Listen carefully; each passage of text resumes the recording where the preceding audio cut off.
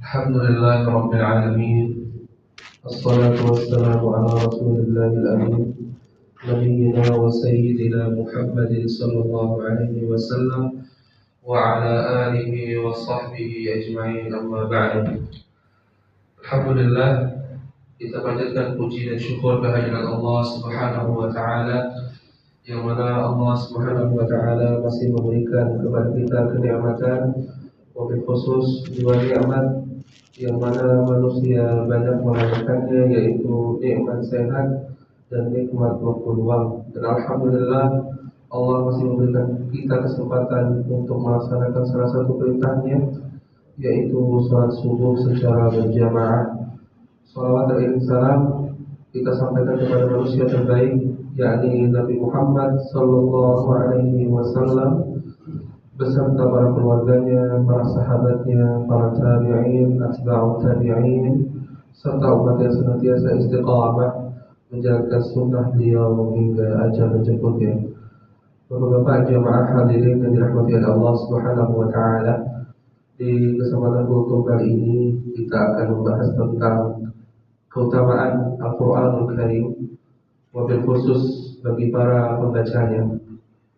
Sebagai pembuka, bahwa Al-Quran ialah kalamullah, yaitu firman Allah Subhanahu wa ta'ala.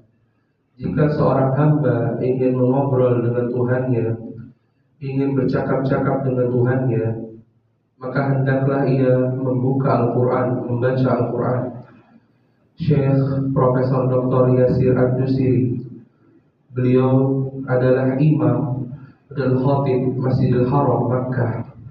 Beliau berkata, ingin hidup yang berkah, maka hidupnya bersama Al-Quran.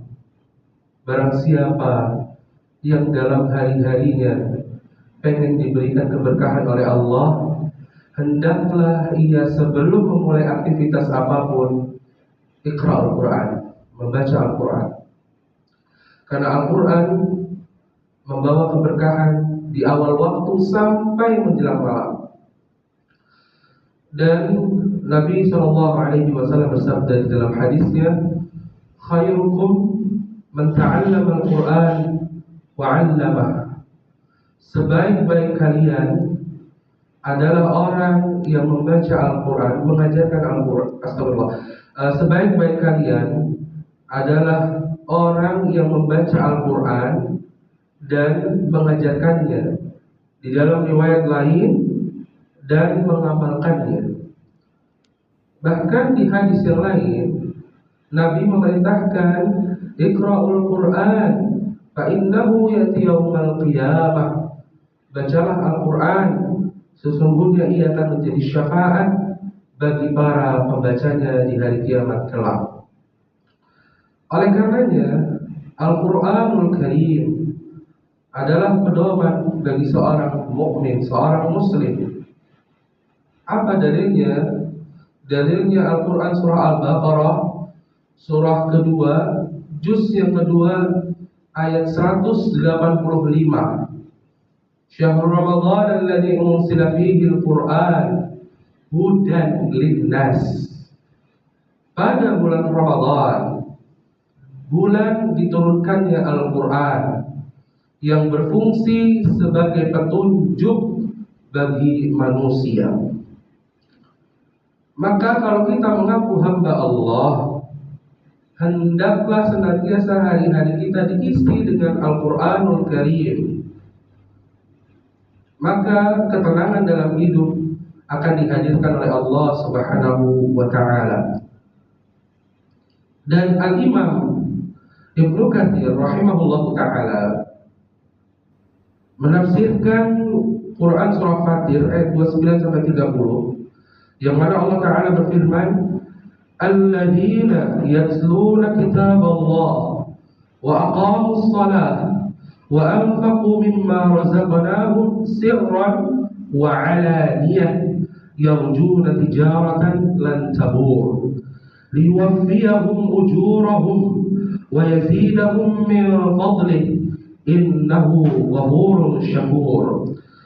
Sesungguhnya orang-orang yang selalu membaca kitabullah, yakni Al-Quran. Kemudian mendirikan sholat dan menafkahkan sebahagian dari rizki yang dianugerahkan oleh Allah kepada mereka dengan diam-diam dan terang-terangan. Mereka itu mengharapkan perniagaan yang tidak akan merugi, agar Allah menyempurnakan kepada mereka pahala mereka dan menambah kepada mereka dari karunia-Nya. Sesungguhnya Allah Maha Pengampun lagi Maha Mensyukuri. Di sini Imam Ibnu Katsir rahimahullah menafsirkan qala Qatadah rahimahullahu taala, yang mana Qatadah di sini adalah seorang tabi'in. Kana Mutarraf rahimahullah idza qara'a hadhihi al-ayah yaqul hadhihi ayatul Qur'an. Qatadah wafat tahun 118 Hijriah rahimahullah, ia berkata, Mutarrif bin Abdullah yakni seorang tabi'in, jika membaca ayat ini beliau berkata, ini adalah ayat orang yang suka membaca Al-Quran. Oleh karenanya hadirin dan dirahmati oleh Allah Subhanahu wa taala, dari beberapa dalil tadi, Al-Quran membawa keberkahan kepada kehidupan seorang muslim. Dari mulai ia hidup di dunia sampai nanti masuk di alam barzakh, bahkan sampai nanti dibangkitkan di yaumul hisab, dia akan menjadi saksi. Ketika kita lebih banyak mengamalkan amal yang buruk, Al-Quran siap menjadi saksi kita di alam kubur dan di akhirat nanti. Maka yang masih terbata-bata jangan berkecil hati. Karena apa? Bayangkan dalam alif lam mim itu mendapatkan 30 kebaikan. Alif 10 kebaikan, lam 10 kebaikan, mim 10 kebaikan. Ini bentuk kasih sayang Allah. Dan bagi yang terbata-bata, Allah lipat gandakan pahalanya. Allah lipat gandakan pahalanya. Maka tidak pernah merugi orang yang mau belajar Al-Quran, membaca Al-Quran, dan mengamalkan dalam kehidupan sehari-hari. Karena nanti di hari akhir Al-Quran akan Allah angkat isinya. Para hufaz akan Allah wafatkan di dunia. Mumpung masih Allah berikan kesempatan waktu, perbanyak aksiru li qiraatil Quran. Perbanyak membaca Al-Quran, mentadabburi ayat-ayatnya, dan mengajarkannya bagi yang memiliki kapasitas di bidang tersebut. Ini saja yang bisa saya sampaikan. Kurang dan lebihnya mohon maaf. Aqulu qouli hadza wa astaghfirullah li wa lakum bil taufiq wal hidayah. Subhanakallahumma wa bihamdika asyhadu an la ilaha illa anta astaghfiruka wa atubu ilaik. Assalamualaikum warahmatullahi wabarakatuh. Waalaikumsalam warahmatullahi wabarakatuh.